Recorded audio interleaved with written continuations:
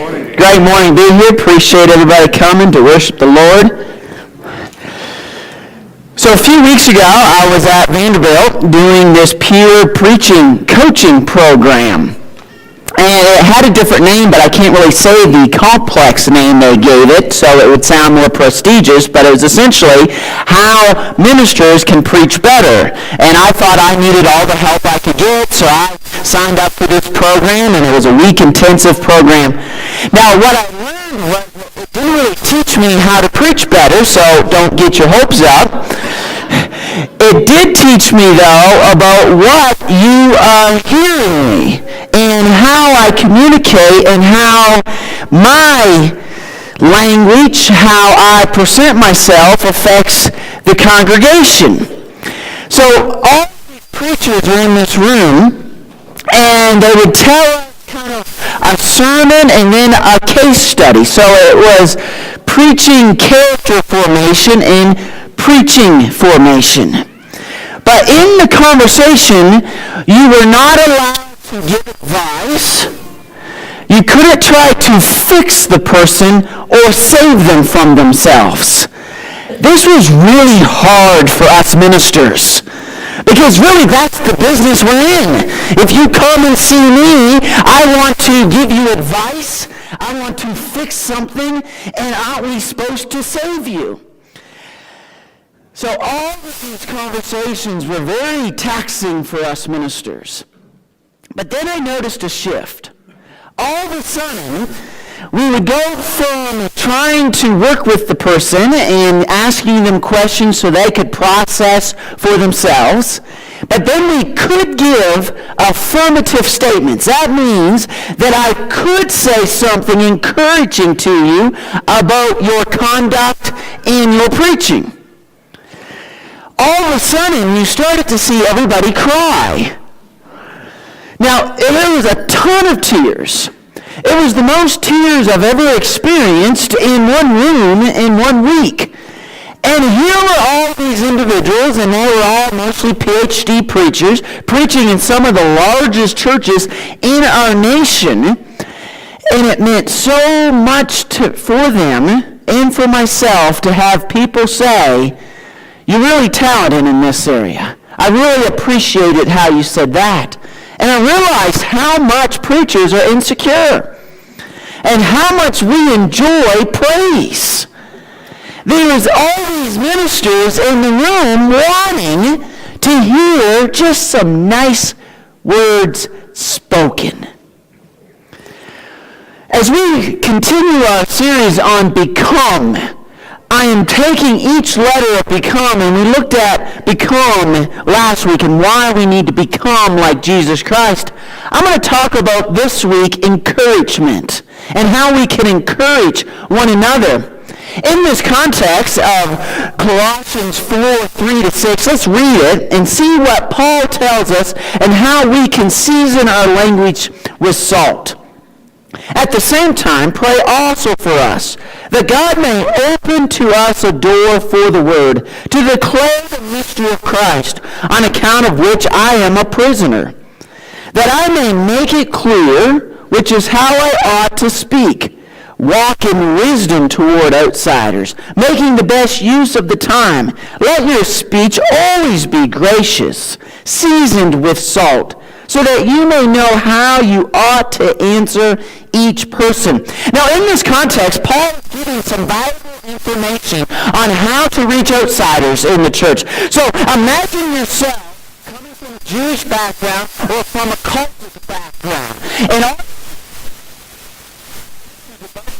you're not attending the synagogue any longer, and you're not going to the temple to worship these pagan gods. And so suspicion when they talk to you because and so going in and Paul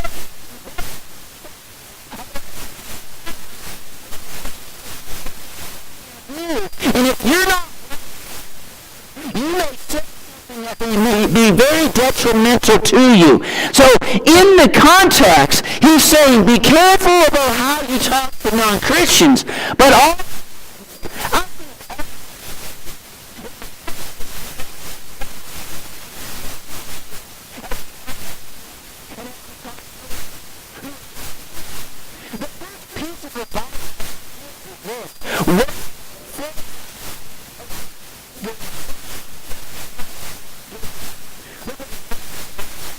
4:3. At the same time, pray also for us that God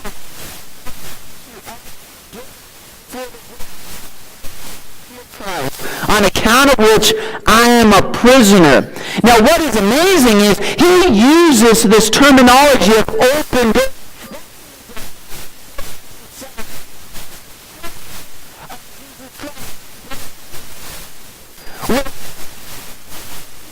To create an opportunity for you to speak into. One of the mistakes that we make in communication is that we are trying to fix people, and we fix them without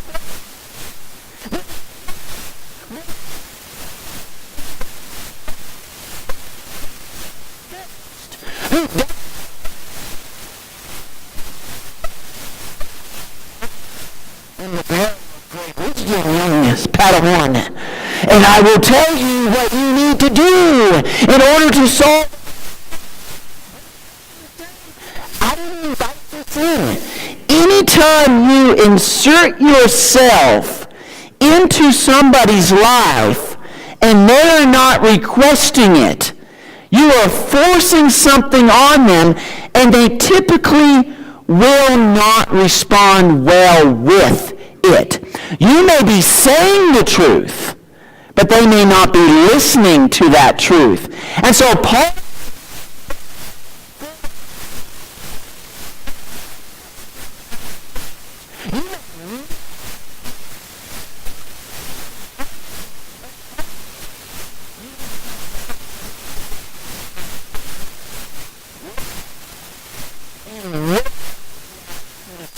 that God can bring about through the open door.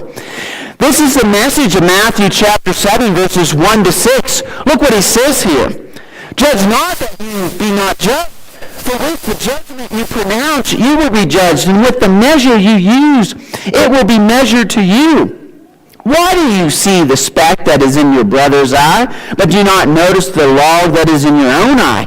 Or how can you say to your brother, let me take the speck out of your own eye, when there is a log in your own eye? You hypocrite! First take the log out of your own eye, and then you will see clearly to take the speck out of your brother's eye.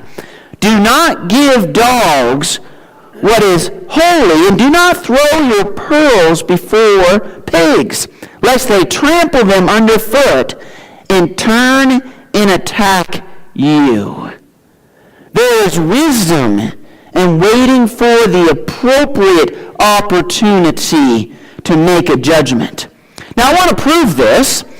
There is a young lady that I know on Facebook, and she wrote this as her statement.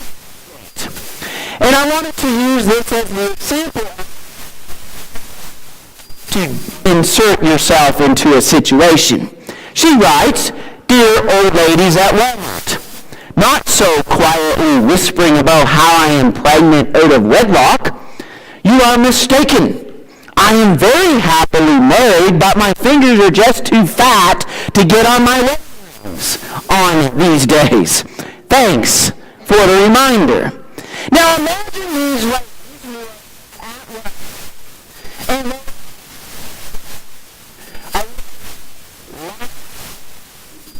so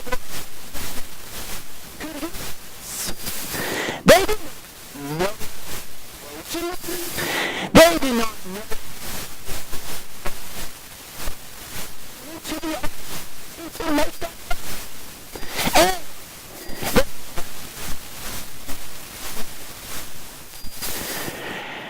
Sometimes when we want to insert ourselves in a situation, we are not being very loving in our encouragement. We are just being plain old mean. The next piece of advice that Paul uses wisdom which is seasoned with salt. Look what it says in Colossians 4:4-6. That I may make it clear which is how I ought to speak. Walk in wisdom toward outsiders, making the best use of your time. Let your speech always be gracious, seasoned with salt, so that you may know how you ought to answer each person. Now, he's talking about outreach here, and he gives some very important information on our communication. First of all, he says, be clear. Now, the term clear here doesn't mean make sure you are completely clear in the communication, that you choose the right words. It really means be vulnerable. Be vulnerable. That means show who you truly are. That means reveal something about you. If we encourage people and we are trying to give advice, we're trying to help them or fix them, sometimes I don't want to hear your advice until I know that you know where I'm coming from. And by being clear, not saying, well, you're going to tell me how, but it means, so you have shared in the same struggles? You know what I'm going through because of your background? Paul says, be vulnerable in your communication. But he says, be wise with it, though. Because there's some people in this world that if you're vulnerable to, they will use it against you. They will use it to attack you. And so Paul,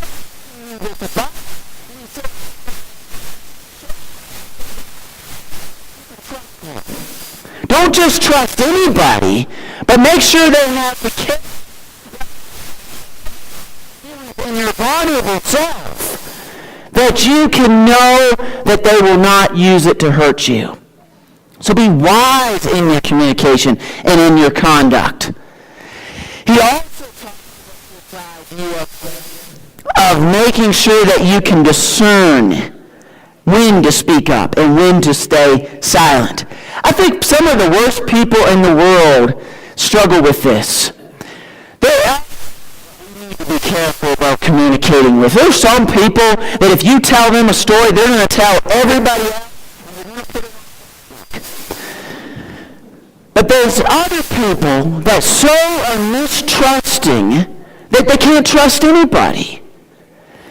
People that think certain rules apply to this world, that everybody thinks that we live in some type of Hunger Games situation. Everybody thinks that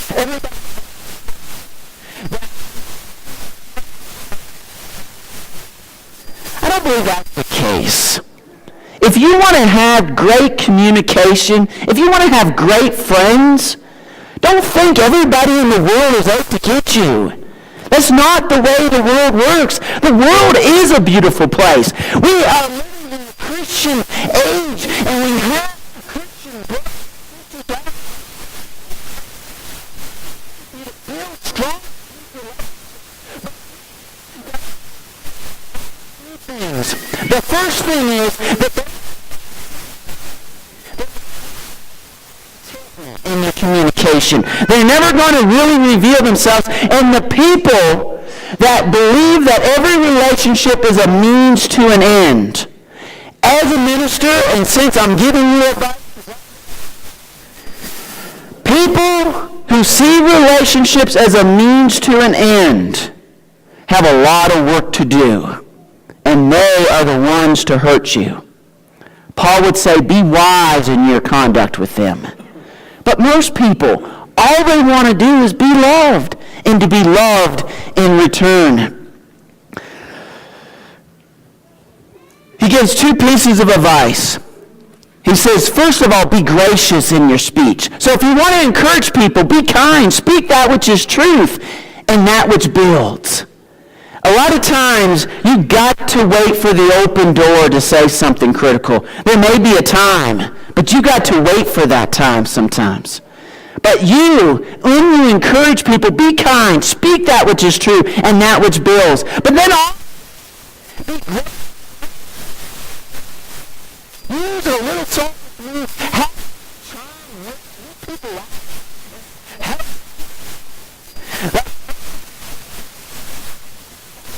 communication. So means that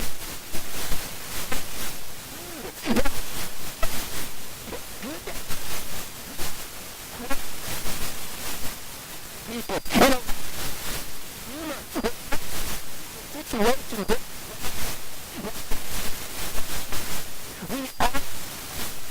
built up. We all be encouraged. I want to tell you about this book I was reading, and the person told a story about his pet dog. And I finally found a dog that I love this week. Now, I know